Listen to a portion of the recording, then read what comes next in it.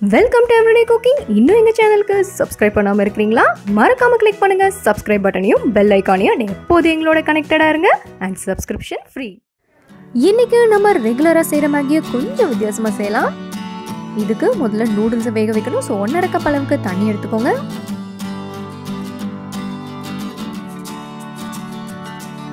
மேகியோட யூசுவலா taste maker கொடுத்துருப்பாங்க. So அதையே நம்ம வேஸ்ட் பண்ணுறோம். ஸோ ஒரு பேக்கெட் டேஸ்ட் மேக்கரையும் இதோட கொட்டிடுங்க.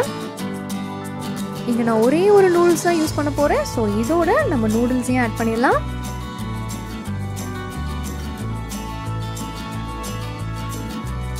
இது கொதிக்க ஆரம்பிக்கும் போது ஒரு மூடியை போடுங்க. அப்படியே இது ஓரமாக வேகட்டும். நம்ம அடுத்ததான் மசாலா ரெடி பண்ணிக்கலாம். கொஞ்சமாக ஆயில் பேனில் விடுங்க. இதில் ஒரு 2 பூண்டு குட்டி குட்டியாக சாப் பண்ணி ஆட் பண்ணுங்கள்.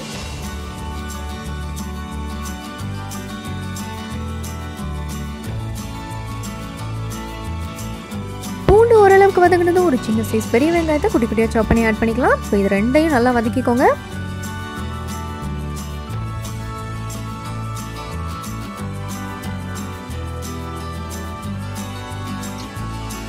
வெங்காயம் நல்லா வதங்கி நம்ம குடமிளகா ஆட் பண்ணிக்கலாம். ஒரு சின்ன சைஸ் குடமிளகா கரெக்டாக இருக்கும். அதாவது 1/2 கப் அளவுக்கு சாப் பண்ண குடமிளகா.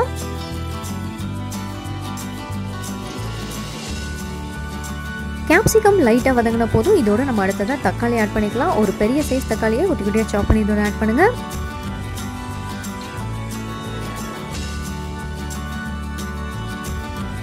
இதோட தேவையான அளவு உப்பு ஆட் பண்ணிக்கலாம்.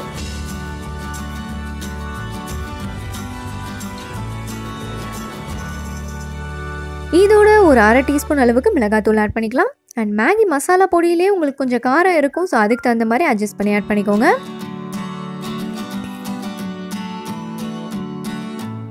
அடுத்ததான் நம்ம பன்னீர் ஆட் பண்ண போகிறோம். அண்ட் எனக்கு பன்னீர் ரொம்ப பிடிக்கும். ஸோ 1/2 கப் அளவுக்கு நான் நிறையவே பன்னீர் ஆட் பண்ணியிருக்கேன்.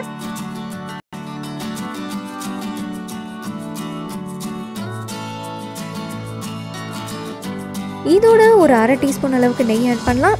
அண்ட் இது ஆப்ஷனல் தான், பட் நெய் சேர்த்தா அதோட டேஸ்ட்டும் வாசமும் நல்லா தூக்கலாக இருக்கும்.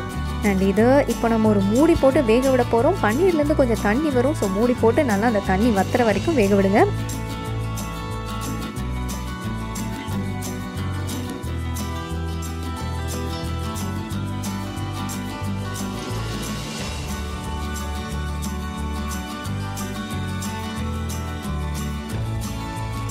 இதுவும் நம்மளோட கேப்சிகம் அண்ட் பன்னீர் மசாலா சூப்பராக ரெடி ஆயிடுச்சு. அண்ட் தண்ணி கூட நல்லா வத்திருச்சு.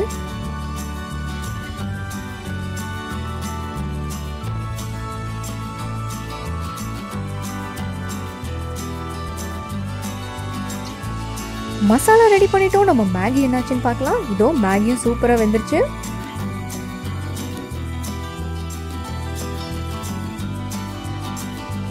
தண்ணியெல்லாம் சூப்பராக வத்திருச்சு. இப்போ நம்ம ரெடி பண்ணி வச்சுருக்கிற அந்த பன்னீர் கேப்சிகம் மசாலாவை மேகியோடு சேர்த்துடலாம்.